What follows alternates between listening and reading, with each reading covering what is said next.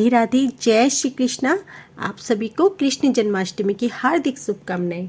आज की इस वीडियो में जानेगा जन्माष्टमी की तिथि कब से कब तक रहेगी, साथ ही जानेगा शुभ मुहूर्त क्या रहेगा, इस दिन पूजा विधि क्या रहेगी, और यदि आप जन्माष्टमी पर लड्डू गोपाल जी को घर ला रहे हैं तो आपको किन जरूरी नियमों का पालन करना है। और साथ ही जानिए जन्माष्टमी के दिन आपको लड्डू गोपाल जी की पूजा किस प्रकार करनी है, पूजा करने के नियम क्या रहेंगे और पूजा विधि क्या रहेगी। संपूर्ण जानकारी को प्राप्त करने के लिए वीडियो को अंत तक जरूर देखें। साल 2023 में जन्माष्टमी का त्यौहार 6 और 7 सितंबर दोनों दिन मनाया जाएगा। मान्यता है कि जन्माष्टमी का व्रत रखने से भक्तों की सभी मनोकामनाएं पूरी होती हैं और संतान सुख की प्राप्ति भी होती है। जन्माष्टमी की तिथि को लेकर काफ़ी कन्फ्यूज़न है कि 6 सितंबर को मनाई जाए या 7 सितंबर को।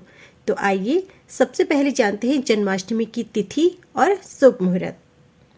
भगवान श्री कृष्ण का जन्म उत्सव जन्माष्टमी हिंदू वर्ष के अनुसार भाद्रपद महीने की कृष्ण पक्ष के अष्टमी को मनाया जाता है और यह त्यौहार हर साल अगस्त या सितंबर के महीने में पड़ता है। इस साल अधिक मास के बन रहे योग के कारण इसे 2 दिन मनाया जाएगा।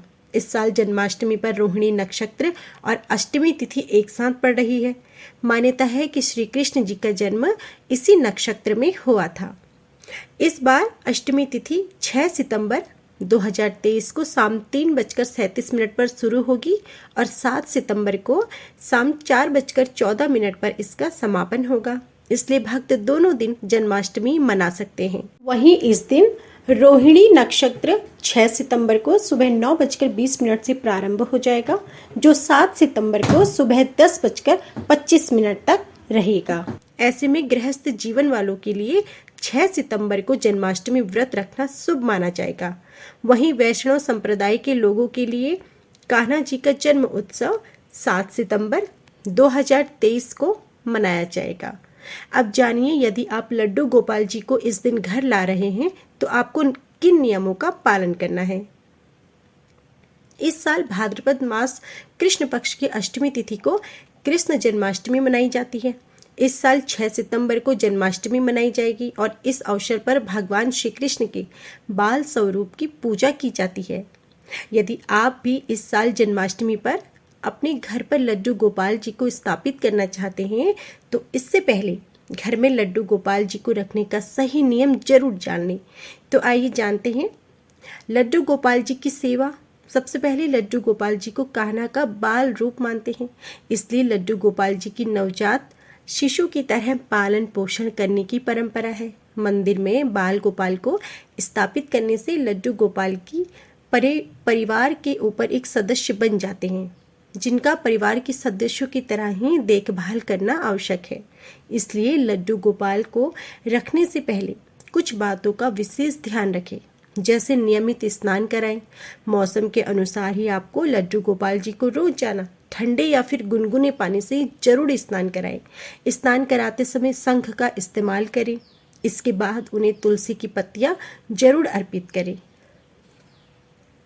साफ कपड़े पहनाएं। स्नान कराने के बाद रोजाना उन्हें साफ कपड़े पहनाएं, उनको चंदन का टीका लगाएं और उनका श्रृंगार करें। साथ ही मौसम के अनुसार ही लड्डू गोपाल जी के कपड़े का भी चयन करें। लड्डू गोपाल जी की पूजा करें। लड्डू गोपाल जी की सुबह शाम श्रद्धा पूर्वक पूजा करें, उनकी आरती उतारें और उन्हें माखन, मिश्री, बूंदी या फिर मीठी चीज का भोग लगाएं। अगर घर के मंदिर में लड्डू गोपाल विराजमान हैं तो रोजाना लहसुन और प्याज रहित भोजन बनाएं और किचन में जो भी बनाएं तो उन्हें भोग लगाना ना भूलें। घर में कोई भी चीज़ लाएं तो पहले बाल गोपाल जी को भोग लगाएं।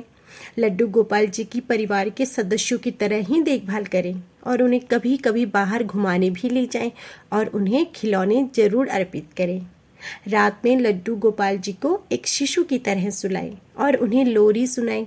साथ ही उन्हें सुबह के समय प्यार से जगाएं।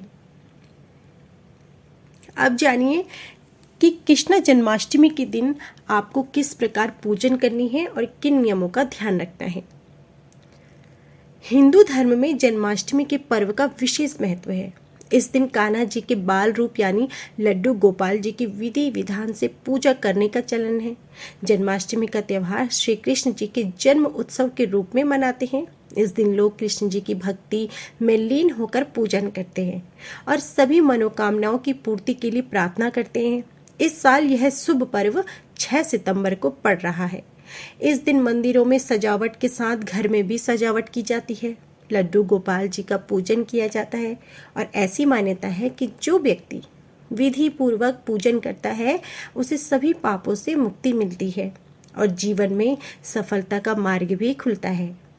ऐसी मान्यता है कि कृष्ण जी के बाल रूप का पूजन रात्रि में उनके जन्म के समय करना शुभ होता है। यदि आप भी जन्माष्टमी पूजन की सही विधि जानना चाहते हैं तो जाने पूजन की सही विधि और राशि के अनुसार कैसे पूजा करना शुभ होगा।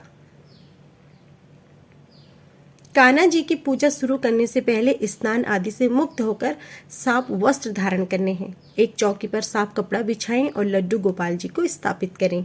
पूजा की थाली में जल, कुमकुम, पाउडर, चंदन का पेस्ट, धूप, आरती, दीपक और फूल रखें। भोग की थाली भी तैयार करें जिसमें पंचामृत, पंजीरी, नारियल की मिठाई, फल और इच्छा अनुसार कोई भी भोग आप रख सकते हैं।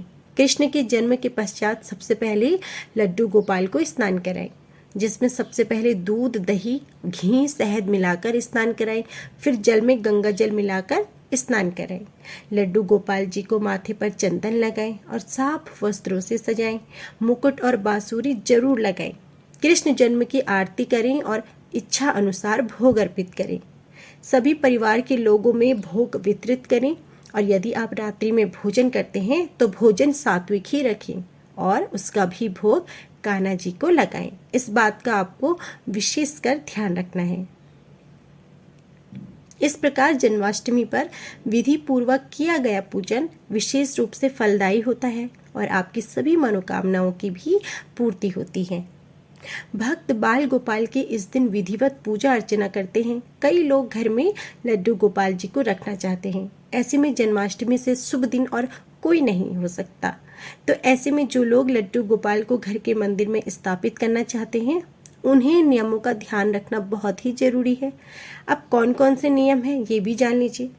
रोजाना आपको उन्हें नियम से स्नान कराना है। लड्डू गोपाल जी को श्री कृष्ण का बाल स्वरूप है। ऐसे में उनको एक बच्चे की तरह रखें। लड्डू गोपाल जी को नियमित रूप से स्नान कराना चाहिए। इसके लिए विशेष रूप से दूध, दही, शहद, गंगा जल और घी का इस्तेमाल करें। लड्डू गोपाल को शंख में दूध, दही, गंगा जल और घी डालकर स्नान कराना चाहिए। लड्डू गोपाल को स्नान कराने के बाद एक बच्चे की तरह तैयार करें। रोज जाना उनके वस्त्र बदले, उन्हें चंदन का टीका लगाएं। मौसम के अनुसार ही उन्हें भी वस्त्र पहनाने चाहिए। जैसे ठंडी के मौसम में उन्हें गर्म कपड़े पहनाएं। इसके अलावा उनका श्रृंगार करें। उनके कान में बाली, कलाई में कड़ा, हाथों में बांसुरी और मोर पंख जरूर होना चाहिए। बाल गोपाल को रोज जाना 4 बार भोग लगाएं। भोग में सात्विक भोजन ही शामिल करें। कान्हा जी को माखन मिश्री काफ़ी पसंद है। ऐसे में उन्हें माखन मिश्री का भोग लगाएं। इसके अलावा बूंदी के लड्डू, खीर और हलवे का भी भोग लगा सकते हैं। आप चाहें तो घर में पकने वाला सात्विक भोजन भी प्रसाद के रूप में चढ़ा सकते हैं। माना जाता है कि जिस तरह छोटे बच्चों को बार बार भूख लगती है वैसे ही लड्डू गोपाल जी को भी भूख लगती है, इसलिए उन्हें भी समय समय पर भोजन कराना चाहिए। लड्डू गोपाल जी की नियमित रूप से पूजा करें, उनकी आरती उतारें। दिन में 4 बार लड्डू गोपाल जी की आरती करना अनिवार्य है। आरती के बाद लड्डू गोपाल जी को अपने हाथों से भोग लगाएं। इसके बाद लोरी गाते हुए झूला झूलाएं। झूले में लगे पर्दे को बंद करना ना भूलें। रात को बाल गोपाल को सुलाने के बाद ही खुद सोएं। बाल गोपाल घर के सबसे छोटे सदस्य माने जाते हैं। बाल गोपाल का होना मतलब किसी नन्हे बालक को घर में रखना है, इसलिए उनका ख्याल भी आपको ठीक वैसे ही रखना होगा जैसे घर के छोटे बच्चे का रखा जाता है। इसलिए घर में बाल गोपाल को कभी अकेला ना छोड़ें। अगर आप लंबे समय के लिए कहीं जा रहे हैं या तो उन्हें अपने साथ लेकर जाएं। अगर संभव ना हो तो पड़ोसी या अपने किसी रिश्तेदार को लड्डू गोपाल जी की जिम्मेदारी देकर जाएं। उन्हें अकेला ना छोड़े। तो यह थी संपूर्ण जानकारी। उम्मीद है कि आपको हमारी ये वीडियो ज़रूर पसंद आई होगी। वीडियो पसंद आई हो तो प्लीज़ वीडियो को लाइक ज़रूर कीजिएगा। चैनल पर नए हैं तो चैनल को सब्सक्राइब करके बेल आइकन दबाएं, जिससे कि आपको आगे भी ऐसी ही जानकारियाँ और जन्माष्टमी की कथा भी सुनने को मिल सके। जय श्री कृष्णा।